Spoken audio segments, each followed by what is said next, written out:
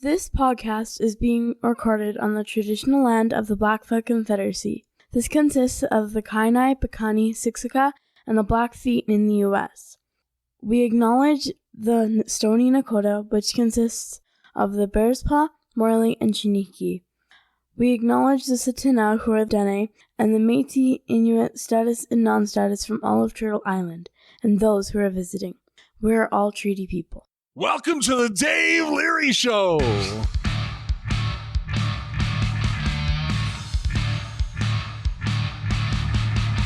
Welcome to the Voices in Recovery podcast, brought to you by Freedom's Path Recovery Society in Calgary, Alberta, Canada.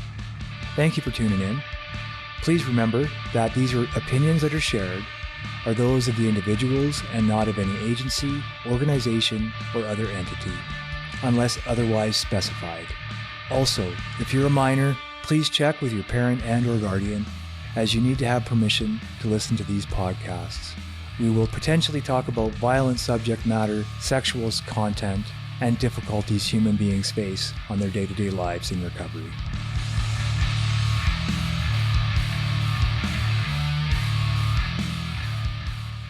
Well, good evening and welcome, John. Thanks for coming in, man. Tell us your story. And I've known you for a long time, but there's lots of stuff that I won't be able to talk about, so you'll have to talk about it. Right. So I'm going to let you do all the talking. Okay. Well, thank you, David, for inviting me on your show. Really honored to be here, and You're welcome. It's our pleasure. yeah, it's been a great friendship. I've really enjoyed the time I've spent with you and the workshops I've done and so on, and it's been great. And yeah, I've been on this journey of recovery for a while now, and I guess maybe start off, I often wonder, where did all this addiction come from in my life? And I has to go back to my dad. He was an alcoholic. He's kind of a functioning alcoholic, but it was always, we lived on a farm out west of the city, and always worked during the day and, kind of got the farm stuff done. But then, come afternoon, it would be, he'd be disappearing. And it's, where are you going, Dad? It's, well, I have to see a man about a dog. Mm. And that was his way of saying that he was heading off to the bar for a few beers. And, he always promised to be home by dinner time, but, never made that appearance until later. And, so the addiction certainly runs in my family. And it was, the other thing I'd say about my dad was that never had a conversation with him. It was always like a monologue that he would talk at you, and you would just listen to whatever his story of the day was. And I never really got a really good bond with him. And I think he was hard as an alcoholic. He was fairly a nice jovial guy, happy guy, but pretty detached. And it was always on me about, it's not good enough. There was always two ways of doing things. There was his way and the wrong way. And I invariably picked the wrong way to do things. So that was really the story of me growing up on the farm and working hard. I was an only child, so my parents were older. I felt, I guess, I was happy on the farm. It was like, that's what I grew up with. I didn't know anything different, and, loved being busy, and I always had projects to work on and stuff to do. And, but it was always this case of, it was never good enough for my dad. And he was always, pointing that out, and, why are you doing that? And, why can't you I just want you to do that. Just forget about that. And let me show you how it's done, and blah, blah, blah. Mm-hmm. And so I was really trying to please him, growing up, as kids often do. They want to please their parents.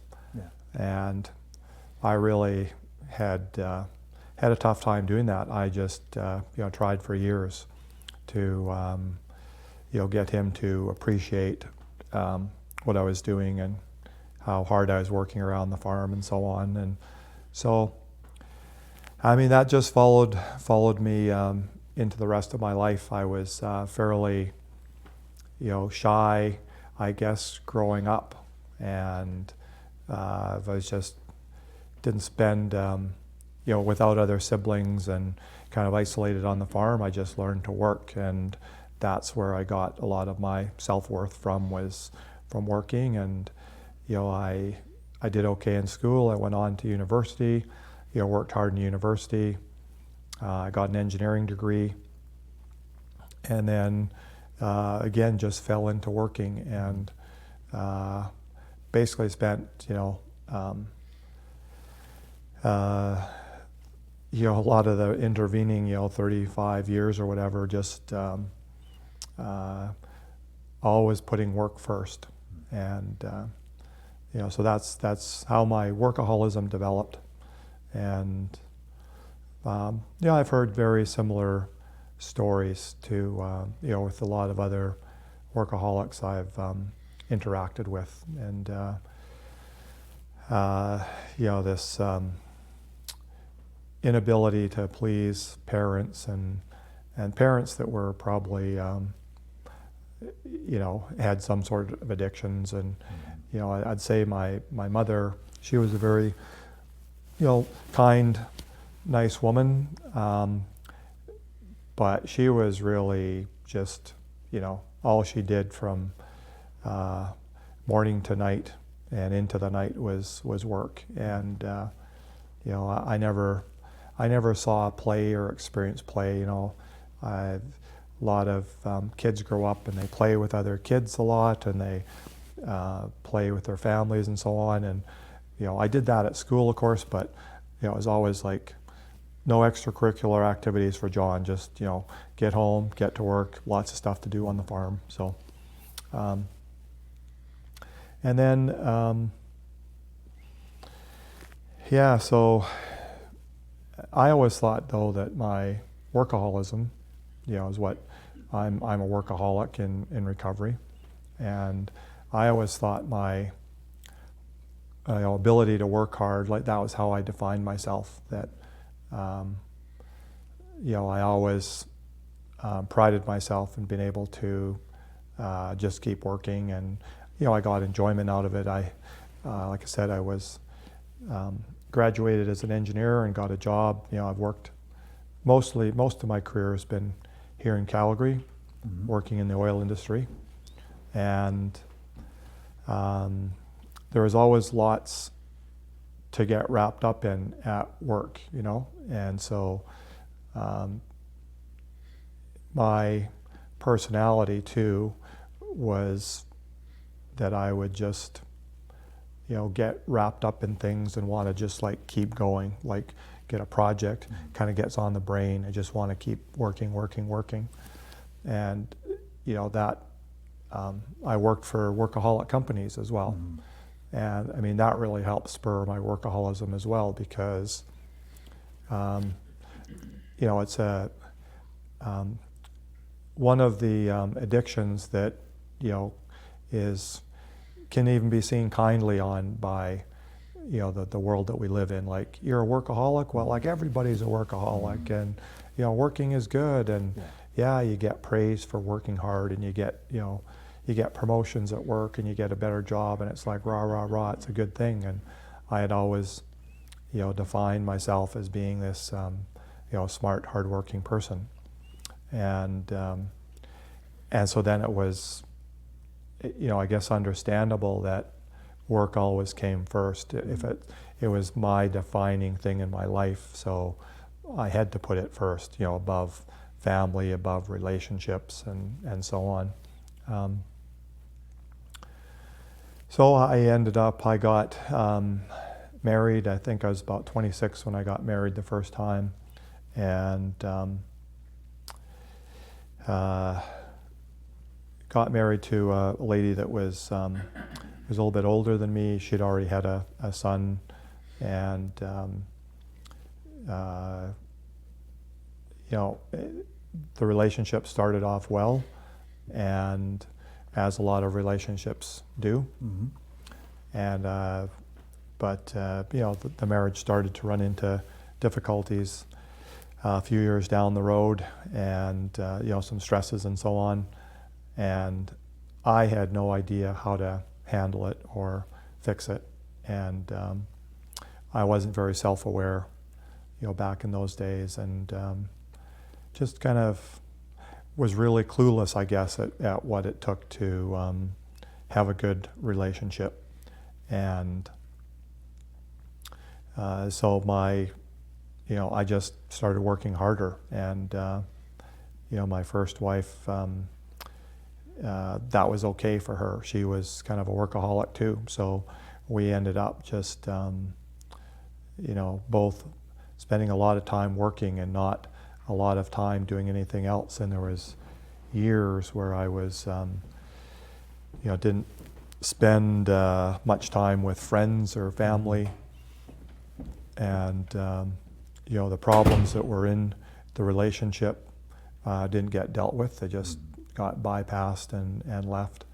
And yeah, I ended up getting you know, to be in a more and more unhappy place. And you know, I finally thought, well, like, I can't continue to live like this. You know, it's time for me to do something. And so I went down the path of a divorce. I thought, you know, if I don't get divorced, you know, it just seems like a really dark ending. I started thinking about, you know, not wanting to live and it was my disease. It was really, you know, just thoughts of, in this situation, this relationship that I don't know how to fix, and just, you know, sad with myself, and like, you know, woe is me, what an unhappy boy. Mm-hmm. And you know, just, yeah, kind of go into that a darker and darker place, and kind of just get more and more depressed. And you know, it was so, I mean, that's where I should have, at some point along the lines there, you know, realized my codependency. And you know, I'm a codependent as well, and but that's something I'll talk about a little bit later. Mm-hmm. But you know, it was a very codependent relationship, that first marriage. But finally, kind of saw the light, and ended up getting out of it, getting a divorce, and moving on. And life was happier for a while. And then I met another wonderful woman, and we fell in love quickly, and ended up getting married, and have been in a relationship for over 14 years now. Mm-hmm. Been married for over 12, and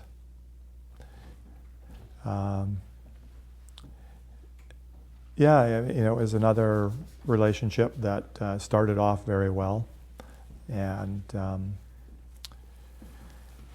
I think the fact that I was a workaholic, that I, you know, had a good career, and you know, had this, you know, prestigious job, and, you know, was making lots of money and so on, that was very attractive when got together with my second wife. And you know, she thought that was wonderful, and it was, I thought, you know, because I was still very much a workaholic. Like, I never figured any of this stuff out. Like, I was, you know, had been going through my career for, you know, 25 years kind of thing, that I've just, you know, went through a divorce and got remarried, and just the constant thing though was always my job, and my, you know, that was my anchor, and always came first in my life. It's hard to see that as a problem, isn't it? in the middle of it. Like, I think lots of people underestimate how hard workaholism is on a family. Yeah. Right? Yeah. No, and it was, I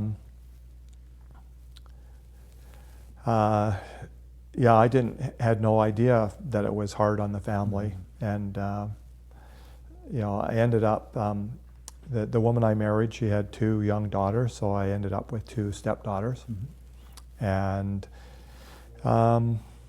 these stepdaughters, were, preteens when I met them, and now they're grown women, and they turned out very well, lovely ladies, but it was, very hard being a stepfather.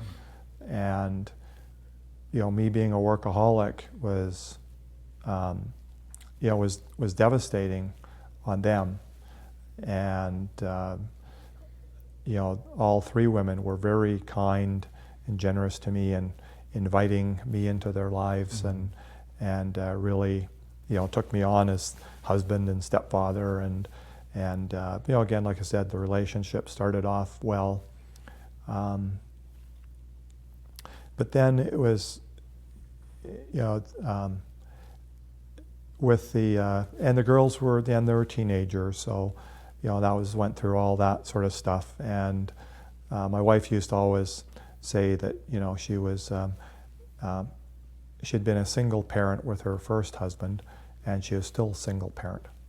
That all the stuff was left to her to do with the girls, because I was always working, and didn't spend a lot of time with the girls. Tried to take them to their dance lessons and stuff like that, but it was a little bit awkward because they weren't my daughters. They were just these kids that I was now looking after, kind of thing. I mean, that's the way it kind of started off to some degree. And so just didn't have that father-daughter rapport with them that it's kind of like, well, didn't play with them when they were little kids. How little kids are, you play with them, you get that bond. And they were just old enough when I got together with them that I really couldn't do that very well. Yeah. And then it just kind of came out over time, like, you just, like, you're working too much, like you're just, that's all you ever do, like we never do anything else. Like, you work all week, you come home and you work at night, and you come home and you work on the weekends. And I remember thinking to myself, well, like, yeah, I wonder what's wrong here. Like, everybody else, they seem to be able to work, but then they take time off on the weekends. They go out and they play golf and they do stuff like that. And it's like, why can't I do that? Like, I work harder than any of them, and like, I don't have any time off. I don't have any free time.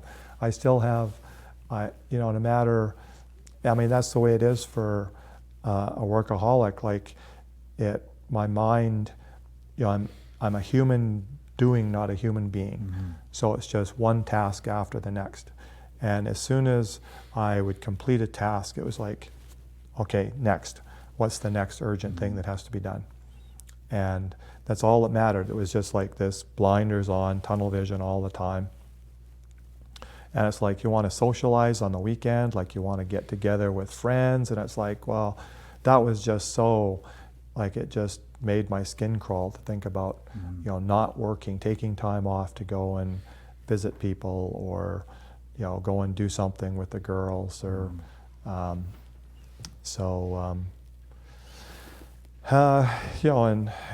it was like, well, can we have family time? Like, at least, one thing that my wife always did was, really like to have a family meal at dinner time. So I was pretty good at coming home at, the right time from work. That was one thing. Even in my depths of my workaholism, I wasn't usually late to come home for dinner. I got home on time. But I was just so exhausted after just, a day at work for a workaholic is like, putting in a week for a normal person. Like, you're just physically drained. And I'd come home and sit down at the dinner table, and I'd be kind of like a zombie. It's like, I have I can sit there and listen, but I can't really think of anything to say. Mm-hmm. Or I'm still wound up on what I was thinking about, and I just really want to get this meal finished so I can run up to my office upstairs and continue working. Yeah. And It's like an all-consuming thought, eh? yeah. Just like booze, just like Yeah. drugs. Yeah.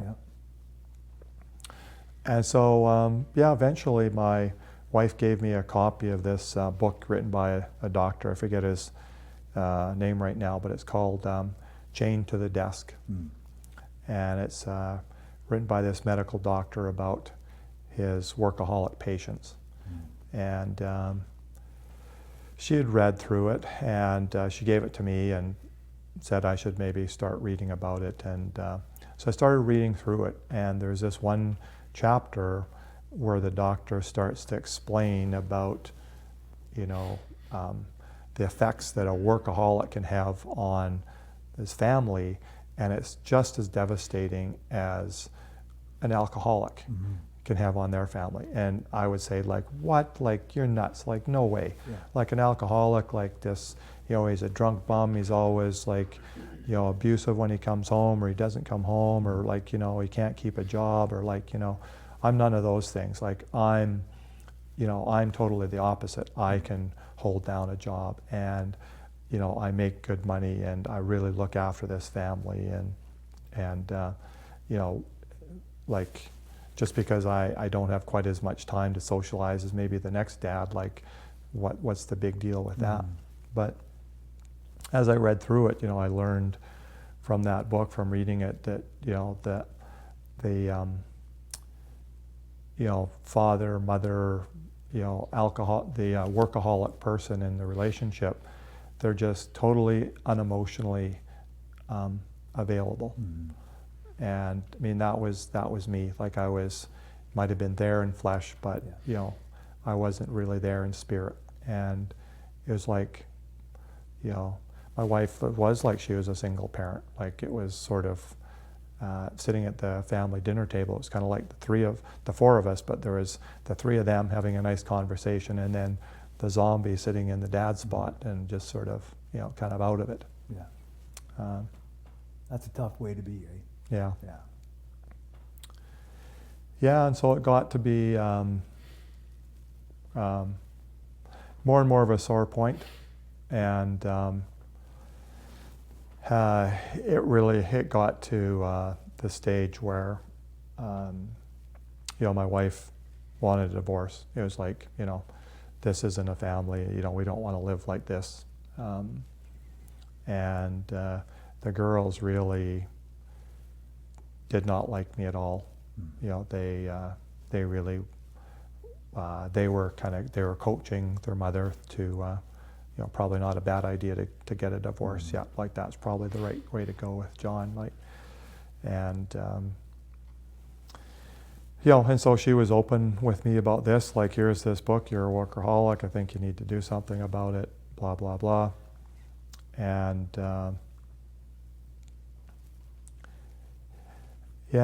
at the same time, things hadn't really been going all that well at work either. Like, my career had been going, it'd always gone quite well, and I'd had great opportunities and so on.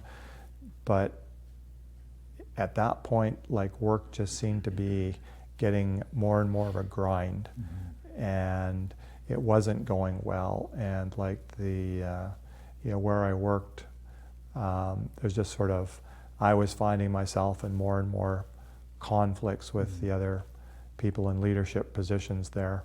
And, of course, I didn't look at myself for that. I thought, well, these people don't understand things, and like, I understand the way we need to do this, and so on. But so anyways, my work was really starting to suffer as well. Yeah. And then I ended up having a mishap, a sporting accident, and I broke my hip. And so then I was in hospital with a broken hip and had to have surgery. And, and I, shortly after that, found myself at home convalescing. My wife and daughters would barely wanted to have anything to do with me, and here I was lying there with a broken hip kind of thing. And yeah, it was a bottom. Like my life was a mess, you know. Yeah. I'm on the verge of a divorce, and there's a major blow to my health. You know, it was really like made me just realize, you know, and I had wonderful medical treatment, and, you know, thank everybody for that. And you know, now a broken hip kind of thing is like, well, kind of like almost no big deal. But, you know, 100 years ago, like, or 500 years ago or whatever, before modern medicine, like a broken hip, that would have been a death sentence. Like you would die. And so, and I knew that that's what would have happened to me. Like, you know, you just are helpless, and it doesn't take you very long to go downhill when you find yourself lying in bed day after day. So, yeah, like I say, that was really a bottom for me. And yeah, I somehow got the inspiration to start. Yeah, I don't know if I'd heard of Workaholics Anonymous before or not, but I certainly got the inspiration. You know, it was early in February in 2016, and it was a Sunday afternoon, and I ended up finding the Workaholics Anonymous website, and there was a meeting, and it was listed that it was an Edmonton meeting, Sunday Steps to Serenity, and it was Sunday nights, and it was phone in, and it was coming up in a few hours. And so I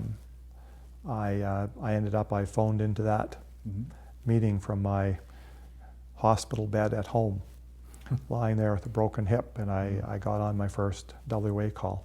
Yeah. Right on. That's good timing. Yeah. That would have been awful. Being a workaholic and laid up, not able to work. Yeah. No. God, that would be terrible. Yeah. So, yeah, and so I met you know, a couple of wonderful people on that call, and ended up ordering, you know, the book off of their website. So Workaholics Anonymous has this wonderful book. It's called the Workaholics Anonymous Book of Recovery.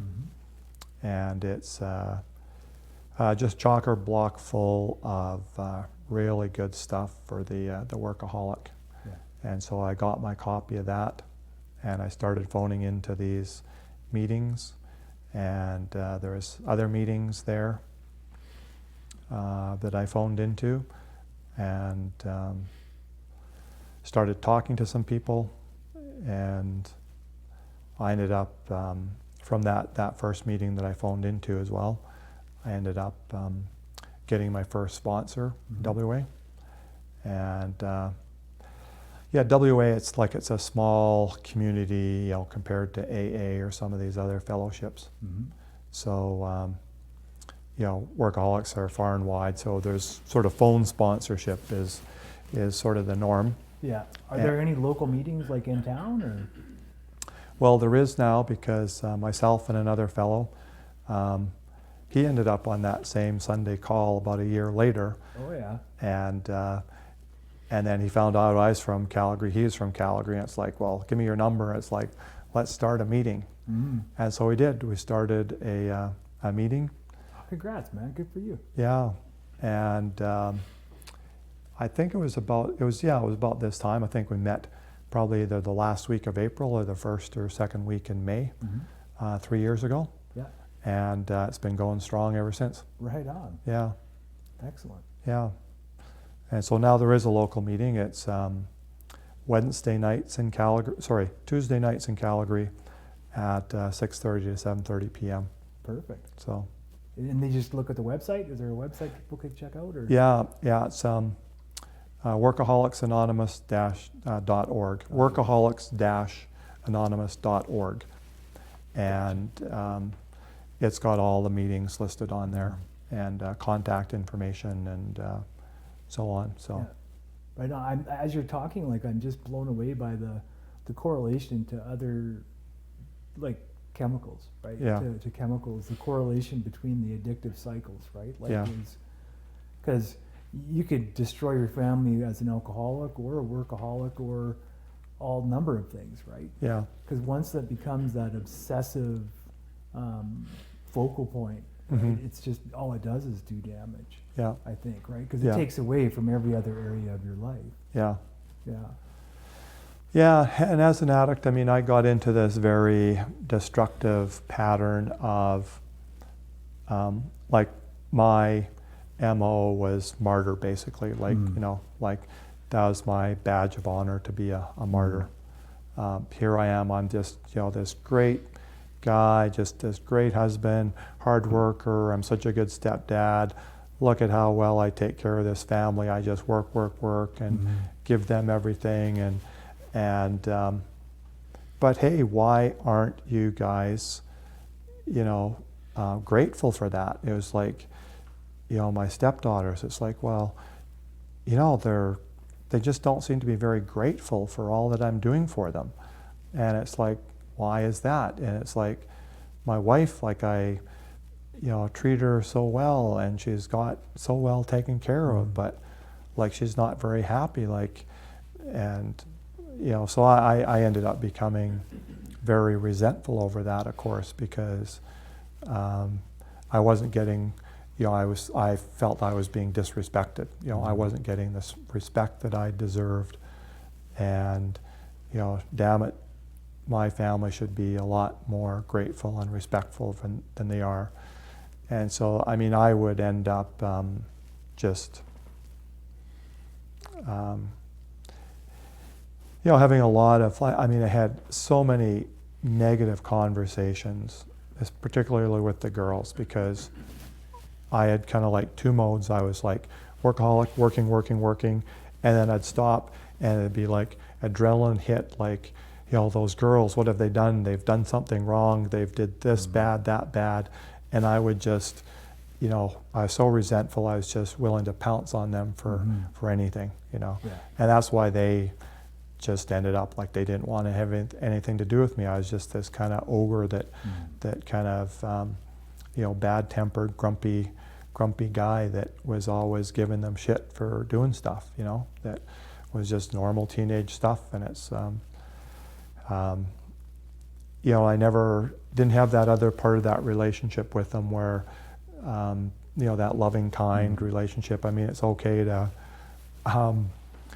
get, you know, upset with somebody or whatever, to, you know, when they do something wrong or whatever, you have a couple of terse comments or whatever, as long as you have that other side of the relationship. But I didn't have that.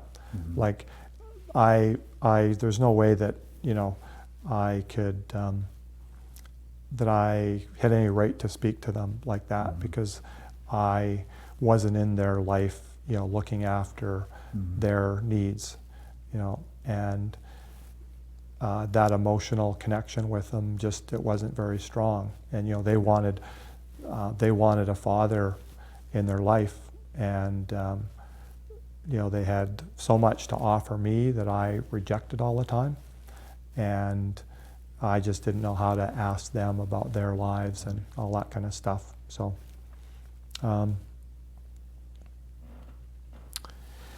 yeah, but anyway, so I got into WA and started reading the book and started doing the steps. I got this sponsor, as I said, and he was this fellow. He lived in Los Angeles, and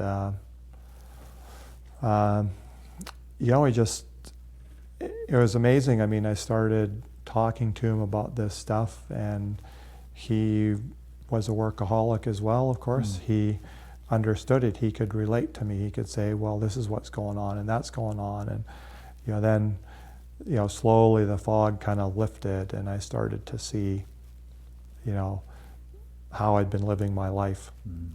And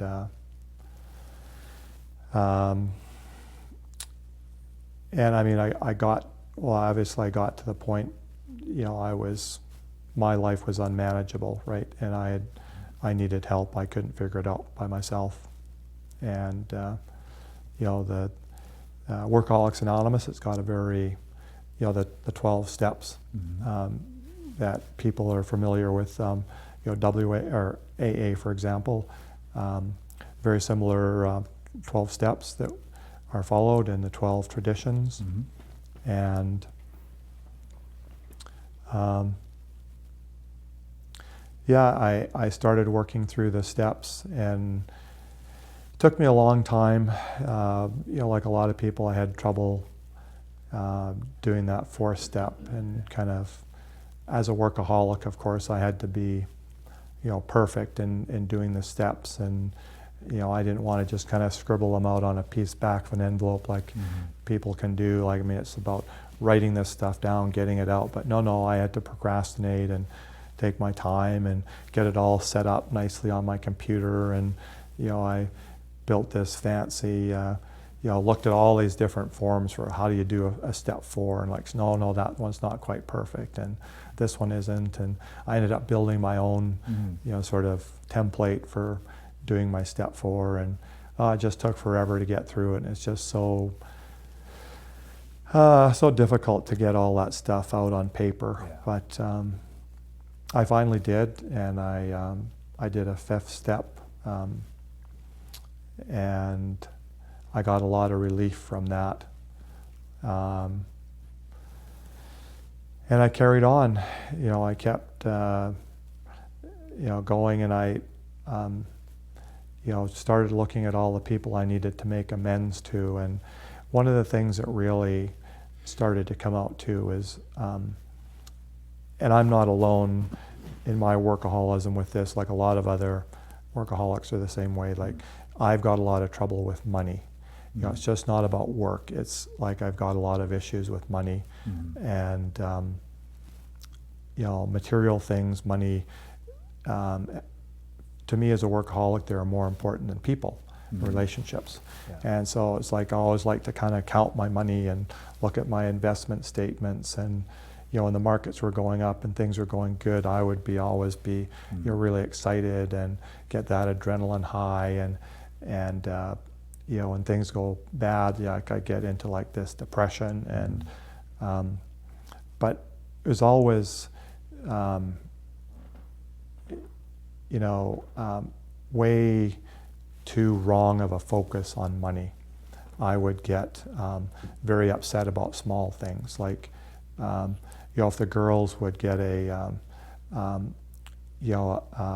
latte at Starbucks for like $4 or whatever, and then as a teenager, they'd only drink half of it or whatever, and they'd forget about it, and they'd go on and do something else. And I'd come into the kitchen, and there'd be this Starbucks latte that's only half drunk here, and it's like, what is this kid doing? Like, she's just wasting money, spending $4 on a Starbucks and then not drinking it all. Like, how can you be that, wasteful? And I get on their case for stuff like that. It's kind of this old thing of, penny wise, pound foolish. Like, I put all my thinking would go into this ridiculous things, and just get so worked up over small sums of money, and again, that just fueled my resentment, and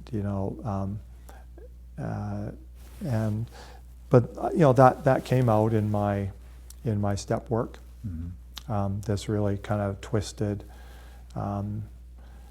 view of money, relationship with money and finances, and it ended up being kind of one of the first things I worked on as well. Like, sort of say in WA, one of the things is like a number of other 12-step programs, like what is your bottom lines, and so there's bottom lines around not overworking, but then I also had a bottom line about I forget exactly what it was, but it was like I will not turn these small financial things that come on in life into this major catastrophe, and catastrophize things. And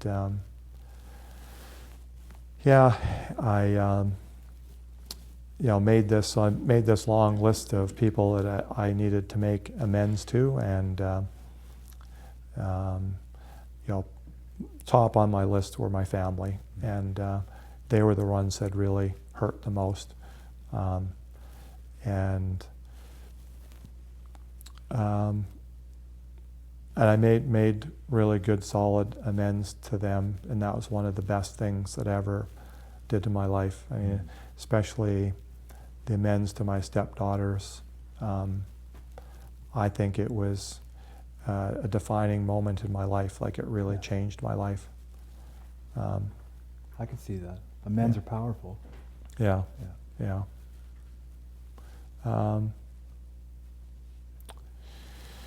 Yeah, because then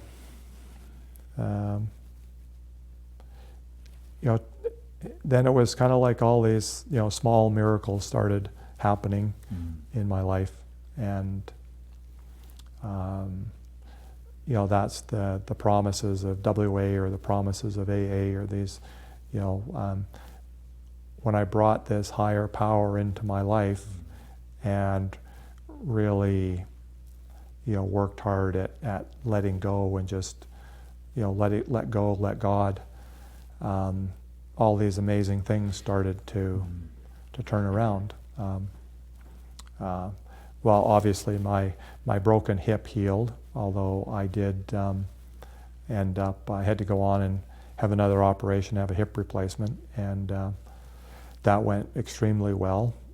And I attribute part of that medical success to my WA program and just willingness to let higher power into my life and do things that are good for me and give me that good guidance. Yeah. And so my health now is I'm in really good health again. Have fully recovered from my hip replacement, and as I said, one of the first things I started to work on was my relationship with money, and it's just started to let go and really put these small things in perspective, and started just forget about the small stuff, concentrate on the big stuff. So I've become much more relaxed from that financial point of view, and that allowed me to relax in a lot of other areas in my life.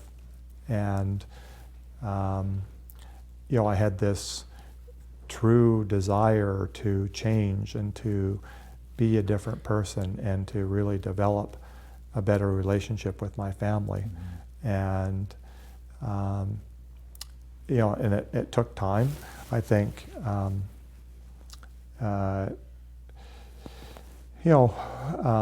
again, heard the same story from lots of other addicts, but it takes a while for a recovering addict to be able to be trusted again. And it certainly took a while for me to build up trust, but I did. And WA was there every step of the way.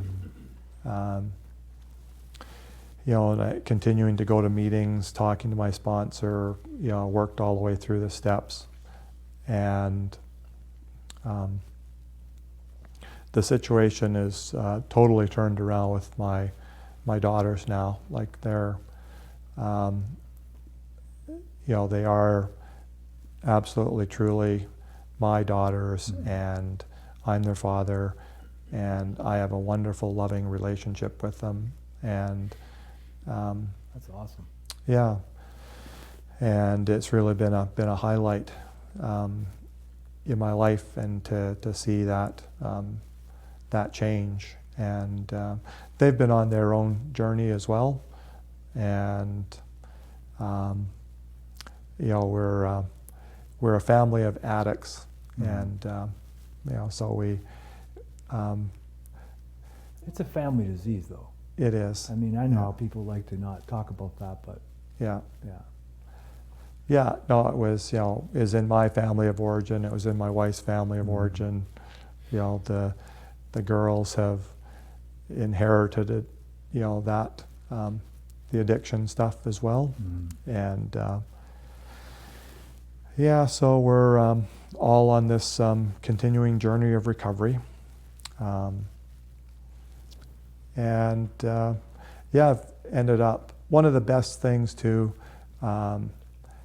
it happened, in that, I guess it was about a year into WA when I finally kind of, got through my 4th and 5th step and really started to make progress. And I started doing service work in WA. I started, took on, leadership role, like to be the leader of a regular phone meeting, or be the phone list keeper for meetings, and I always like being the leader of the meeting, because phone meetings, it's easy to get distracted and go off and do other stuff or whatever, but when you're the leader of the meeting, you have to actually be very present and pay attention and listen to what people are saying, and that really helped my recovery at the time I needed it. Like, it really strengthened, my understanding of the tools and principles, and really, just going to meetings as well and just sharing, over and over again, week after week, month after month. I've never been to a meeting that I haven't got something out of. Like, every 12-step meeting that I've gone to has been a blessing.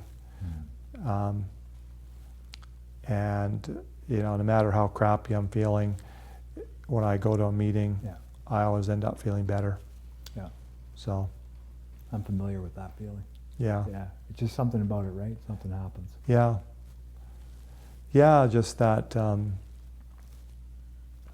the camaraderie, the common bond, the understanding, the willingness that people have to, listen and to participate and share so openly about their lives, and be vulnerable, right? Like vulnerability, it's a trait that we really value in other people. Like, when somebody's vulnerable, I find myself just drawn to that person, like, to just feel so much closer to them and connected to them. Yet, being vulnerable is always just so scary for me. And, I always thought, again, part of my weird addictive thinking, it's sort of like, well, knowledge is power, and it's like, I want all the knowledge and I'm not giving you any of mine, and I'm not telling you anything about me, because if I've got lots of secrets and I'm very hidden, that's, I somehow grew up with that, I don't know, from my parents. Maybe my dad was kind of paranoid, but it was like, don't tell anybody anything, like, you don't talk about that. And I certainly, I never had a relationship with my parents where we talked about, issues or whatever. It was just, nothing ever got discussed. It was just like silence, just zip it, don't say a word. Never happened, So yeah, it's been very difficult for me to learn to open up, but I mean, that's what the meetings do, and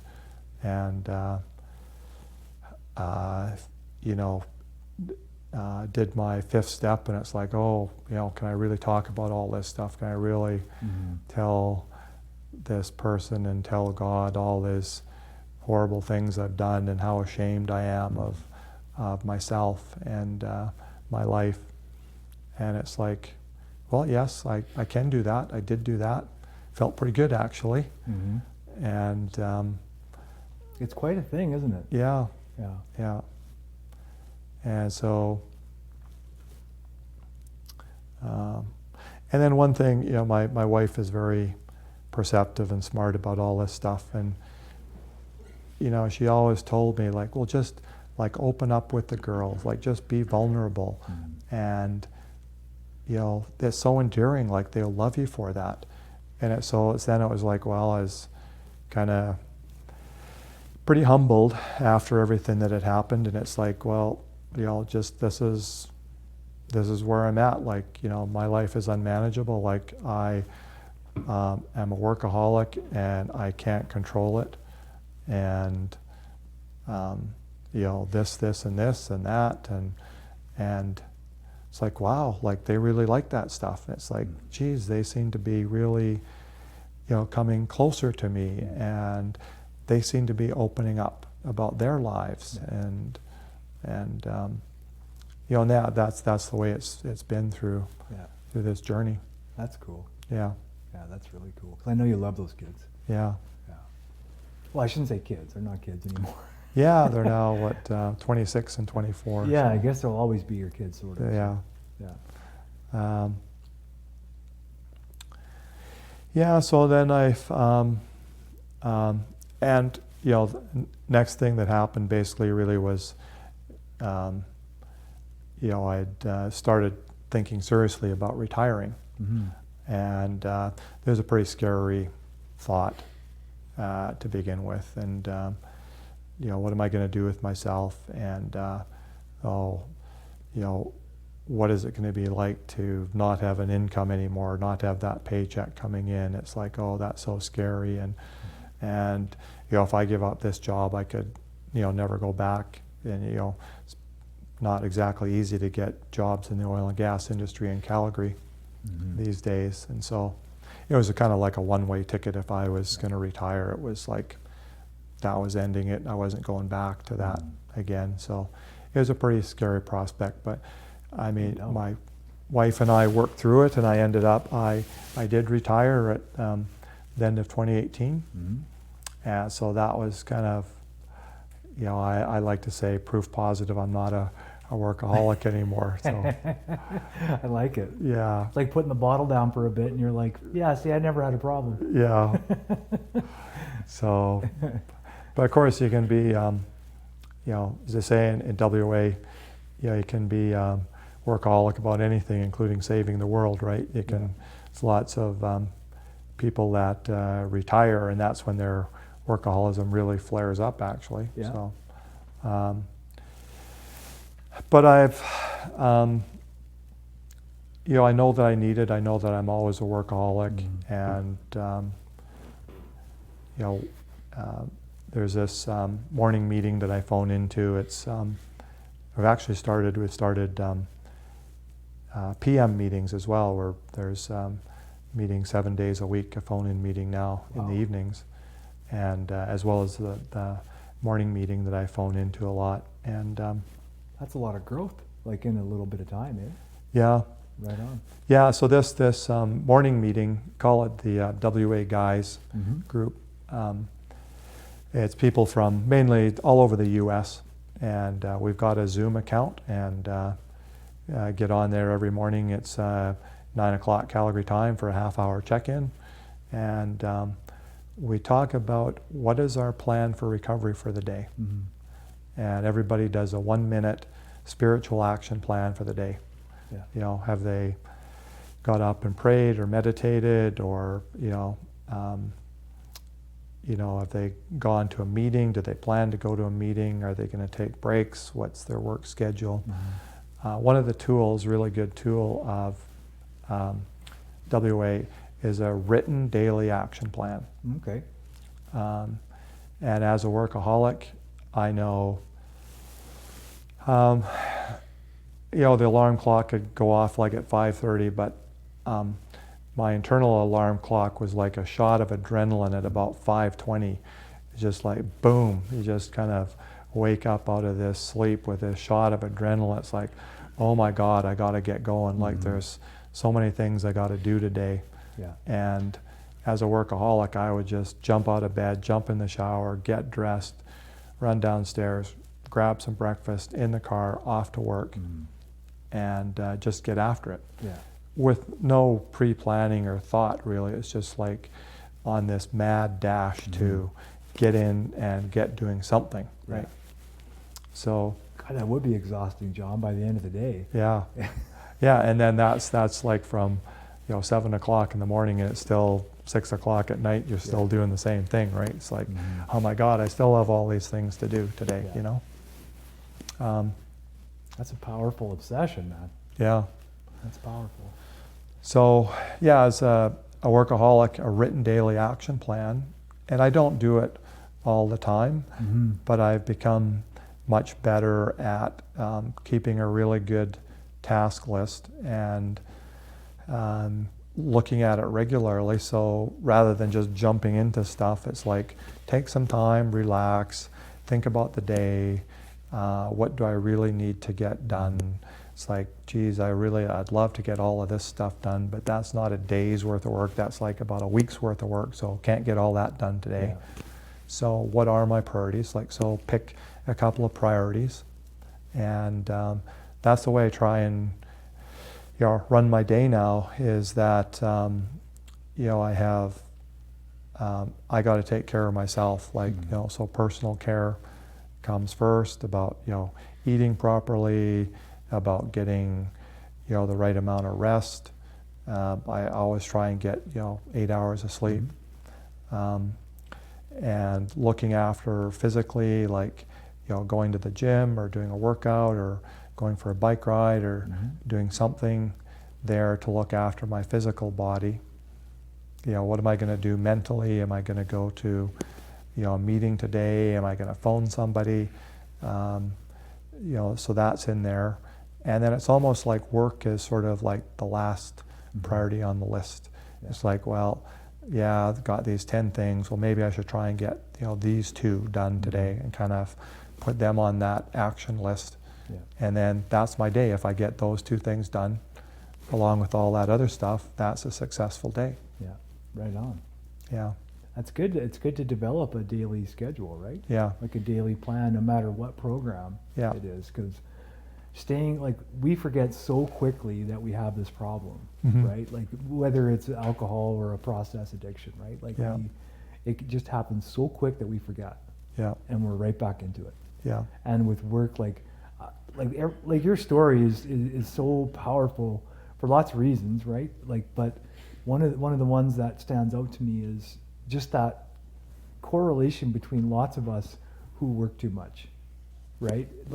As you're talking, I'm like, oh my God, how many relationships did I end because of work? Yeah.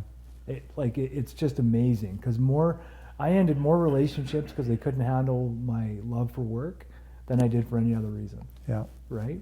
It's such a strange monkey, especially when, like you said earlier, the culture of work is work hard. Yeah. And you'll be rewarded, right? And sometimes that reward is simply people leave you alone. Yeah. Right? Because that's what I always found. If I could work hard, people left me alone. Yeah. And even though I would sometimes just create more work to work hard. Yeah. But in that process of that cycle, right? Always feeling like you never had stuff done. Yeah. Yeah. God, 7 a.m. till 6 p.m, and you're still not finished. Yeah. Right? Because you're never going to be finished in that state. No. Yeah. That's wild, man. Yeah. Yeah, and then another very common trait with workaholics is work avoidance. And that's something that I suffer from as well. And it was a way of increasing the adrenaline in my life. There's basically procrastination. There was always some reason that I couldn't get started on this task, or it had to be perfect, or it wasn't the right time, or there was something else I wanted to do. And as a work avoidant, I found myself a lot of time. I spent so much time over the years with something really important on my plate, and then I just fiddle my time away. And I've learned through WA that what I was doing was I was creating chaos in my life to feed my addiction. Yeah. Rather than just kind of calmly sitting down, it's like, this is obviously number one. I need to get this report done or whatever. I better start writing it, blah, blah, blah. It's due on Friday. Today's Monday. Got lots of time. I'd fiddle away the week or whatever until, it'd be Friday. And it's like, then it becomes a panic, right? And then it's like that adrenaline rush. And it's like, and then I got to be the important person as well, because I was always rushing around with things. Like I was like, don't you know how important I am? I've got this important deadline. I just got to get this stuff done.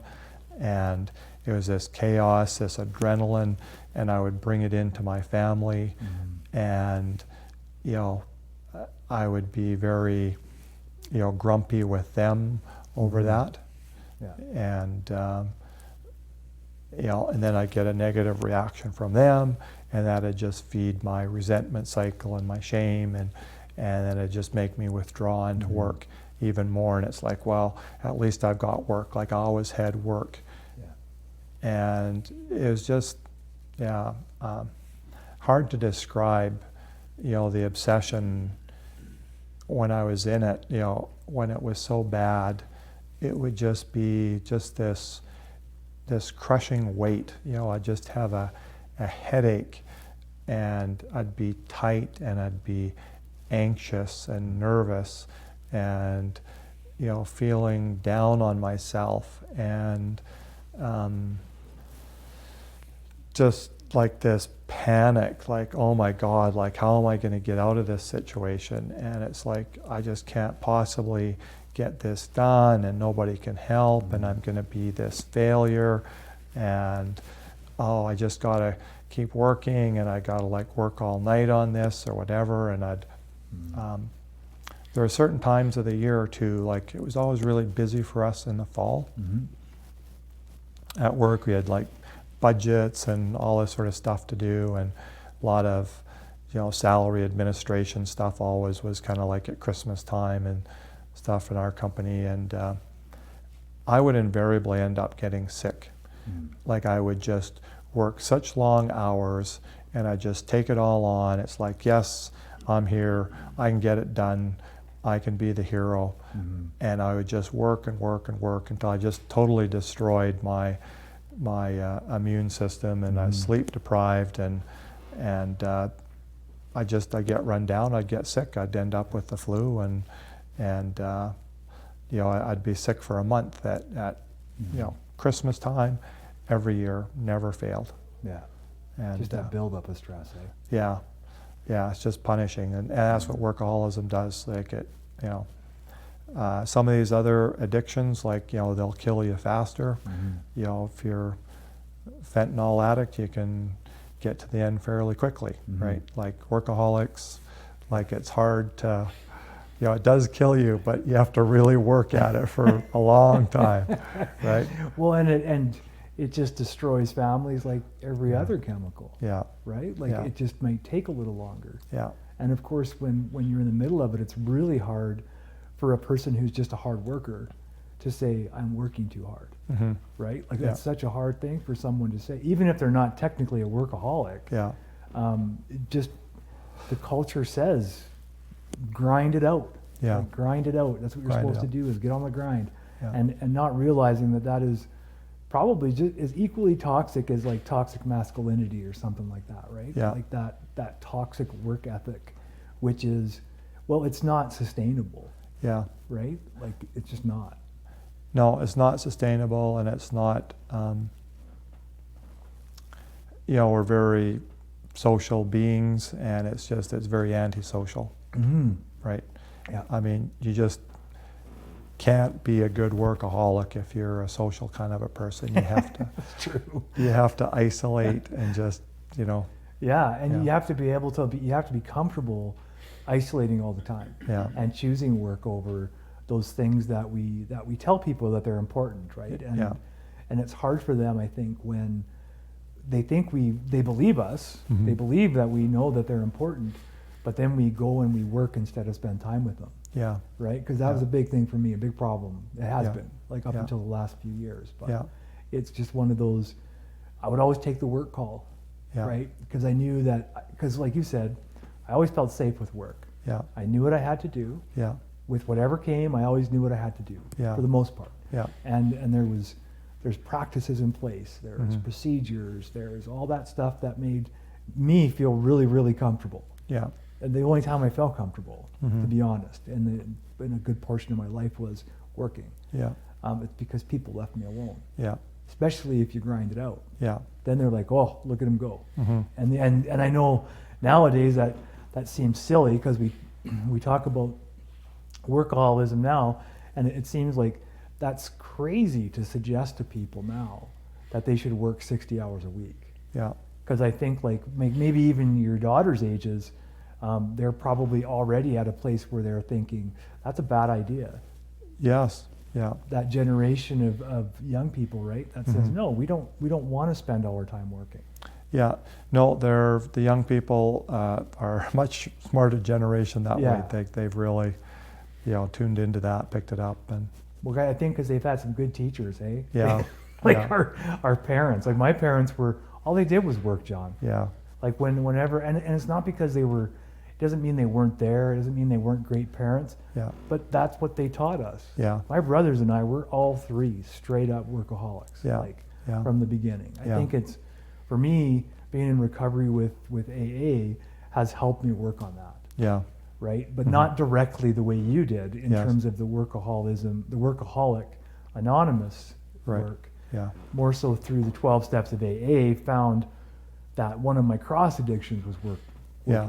right? Yeah. Like when working would fail, then I'd have to drink, Right. because when you describe that coming out of that task and then being grumpy, Yeah. God, I could relate to that. Yeah. When there's all of a sudden nothing left to do, Yeah. oh, what are you doing over there? Why are you not paying attention to what Yeah. you're doing? Yeah. It's like all of a sudden all this stuff catches up with you. Yes.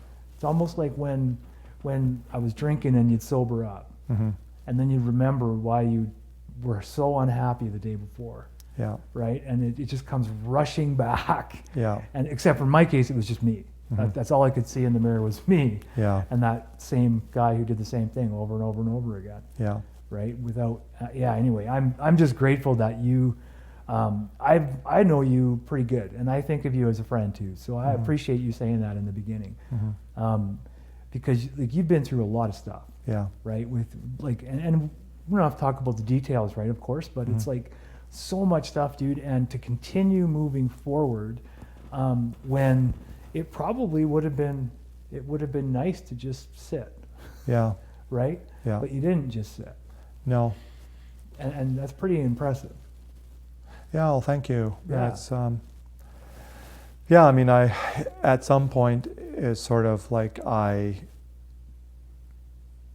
once I found WA, and I had done some Al-Anon stuff before that, and I'd gone partway through the steps in Al-Anon and had been to AA meetings and so on, and but it wasn't until I got to WA and it's like, wow, like, yeah, that's me.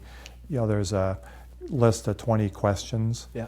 that, are you a workaholic? And I answered yes, I think, to 19 out of 20 questions kind of thing. So I knew I was a workaholic, and I really felt like I fit in there when I got there. Yeah, these are my people. I feel very comfortable when I go to like a workaholics conference or something, it's like, yeah, this is my tribe. So Yeah. yeah, That's so awesome. I'm a workaholic, and that program has helped me. There's all these, especially around relationships, and like I say, I'm codependent as well. I'm still working on my codependency. I attend CODA meetings Yeah. as well, Good and program.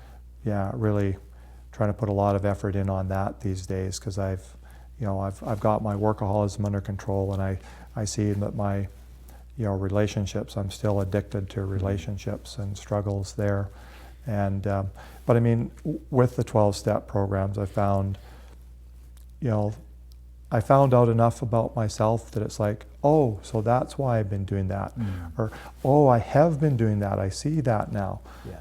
And I can see I can change. I can ask higher power for some guidance on how to do things differently. And I can get guidance from all my good buddies in these programs, and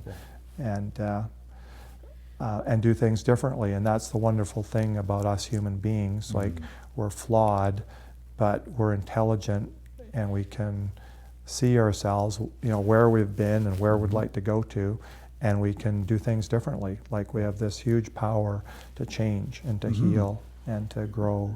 Yeah, and aren't we one of the only species that can do that?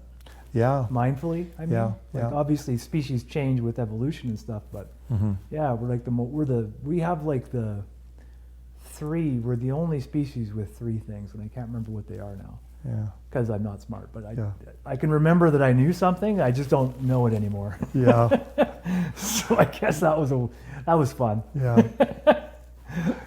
Yeah. So, but yeah, that's so I really feel like more and more, the longer I'm in recovery, the more recovery I think is possible. Mhm. And That's what good way to put it. yeah. So yeah, now I'm, like I say, I'm still very codependent, and you know, my wife and I are both very codependent. I mean, I think a lot of people are codependent, and it's like I agree. CODA says it's like the underlying addiction, right? Like Mhm. we're codependents first, and then dysfunctional relationships, and then we just pile everything else Yeah.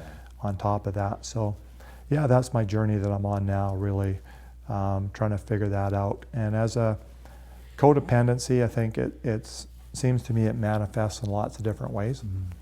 But for me, way I've been codependent a lot, and I think it goes back to like my dad sort of thing, as a people pleaser, right? Mhm. Like I just want to keep the peace. I've always put a lot of my self-worth in getting recognition of others. Mhm. So like, just tell me that Johnny's a good boy and I'll be happy, kind of thing. Yeah. And so that's what I've always done. It's like, oh, you need me to do this for you or that? Like, oh, I'd be happy to do that, because if I do that for you, you're going to like me and think highly of me. And so, that's been a big driver in my life. And it's, so I always try and fix the situation. If somebody's unhappy, I'm right there to say, well, how can I help? How can I make you happy? What can I do? And, it's a never-ending battle, obviously. There's nothing I can do to make, if somebody else is unhappy, that's for them to figure out, what's making them unhappy and how can they make themselves happy. I can't do anything about that. But man, I've tried hard over the years Yeah. to fix that. And that's another area, like I say, I'm just trying to get some further growth and relief in my life, and all comes back to this self-care. Yeah. I've been able to say, get myself untangled from the other people and the relationships in my life, Mhm. and say, what do I need to do for me? What do I have control over? I can do this, I can do that for me, take care of myself. If the other person asks for help, I'll give them help. Mhm. But, my tendency is to just like jump in there. It's like, you've got a problem, let me help. What can I do to solve it for you? How can I fix that for you? How can I relieve you of all burden and responsibility? And I'll take that monkey on my shoulders. And Yeah. yeah, And I'll do it for you because I want to. yeah,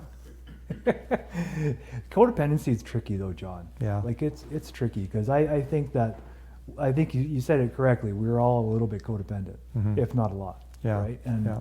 we just don't all know all the different ways that it touches our life, right? Mhm. Because some of the things that are codependent in our lives, we still see as okay. yeah, So it's hard to see it as anything but okay until you don't, yeah, right? And usually that comes from some sort of conflict, yeah, some sort of awakening to that imbalance, right, of power between people. yeah, Yeah, it's an interesting one, and I think you're right. Again, we're going to be like the rest of our lives working on that. yeah, Because I mean, I've learned lots about codependency, lots about working, not being codependent, and I'm still codependent. Yeah. Like I love my parents, so I'm still codependent to them. Like there's things that I do just for them yeah, that I wouldn't do for anyone else, yeah, but I don't care Yeah. because they're my parents. Those Yeah. are like, that's one of those decisions to be codependent when I realize that's just a human condition, Mhm. being codependent. yeah, Right? We're always striving to be interdependent with everyone else. yeah, But the ego makes that complicated. Yes. Right? And so anyway, I'm just really grateful that there are varying degrees. Not every level of codependency is harmful, you know, and I think lots of times people throw that out there like all codependency is harmful. And it's like, yeah, it's not the most healthy way to have relationships. Yes. Of course not, No. right? But I mean, codependency has been a part of love poetry forever. Yes. Like you don't get a good love poem from back in the day without full of codependency. Like the Yes. whole principle is codependent. Yeah. I will die without you. Yes. Yeah. Right? Like Yeah. if ever there was like a saying that we could get rid of, it's I would die without you. Yeah. Yeah. You know, because look at us, we're not dead. Yeah. No. You know, but is there anything else you want to talk about? Yeah. I could go off on tangents, John. So Yeah. Well, no, that's, I think that's a lot of what I wanted to. I really appreciate how you've described it. Like I think even from your and my conversations previous to this, like I don't think I've ever heard the description of workaholism so like aptly put in such a direct, without maybe thinking about it, or maybe you did think about it, but it didn't seem like it, without even thinking about like alcohol and drugs. It's a separate drug, right? And I think that's, once we can start looking at things like workaholism, sexism, whatever it is, as its separate drug Yeah. and its own entity, Yeah. just as equally dangerous as the other ones, Yeah.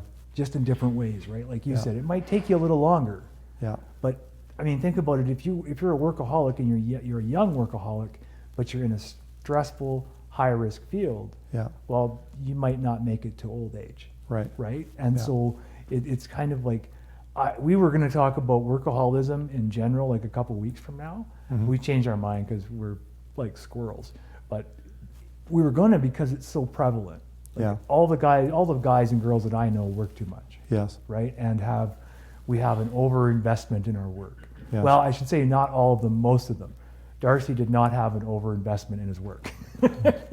Darcy was as invested in his job as I wish I could be, to be honest. Like Yeah. like a mirror of, okay, that's a job. Yeah. Like I have a family I love, I have other things I love to do, and I find it really helpful to have people who mirror that, Yeah. right? Who can mirror that, like, no, like I'm just not gonna work 2 straight days. Yeah. Like, why would I do that? Yeah. You know, No. like instead of, I really want to see my wife. It's kind of why we got married. It's Yeah. kind of, I like my child, you Yeah. know, like, but it's not as though working and not being with them means you don't like them.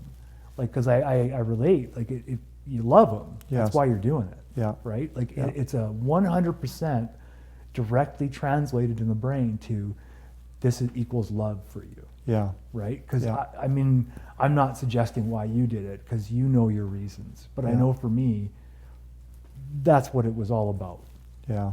right? Doing stuff for other people. It was, this is how I show you I love you, Yeah. you know, even though that's not really how it works. Yeah. Because each person receives love differently. Yeah. Absolutely. Yeah. Yeah. No, I mean, I think for like normal people that are not workaholics, like they've got a job, they work hard at their job, et cetera, but it's just a job. Like they're a separate person from their job. But for me as a workaholic, like there wasn't a lot of separation between me and my job. Like I was my job was me. Yeah. And you know, it's just hard to overemphasize how large work looms in the workaholic's life, right? Like getting this stuff done is just like it just consumes everything else. Yeah. And see, as an alcoholic, I can relate to that 100%. Yeah. Because alcohol consumes everything else. Yeah. There's nothing else outside of alcohol Yeah. or drugs, right? Yeah. In those situations. So I thank you so much, man. Yeah. Well, you're welcome. I always appreciate spending time with you and talking to you, man. So thank you for coming. Very welcome. Right on. Really enjoyed it. Thank you for tuning in this week to the Voices in Recovery podcast. Please stay tuned every Wednesday as we air another episode. Thank you for your time. And please, if you're in trouble, reach out.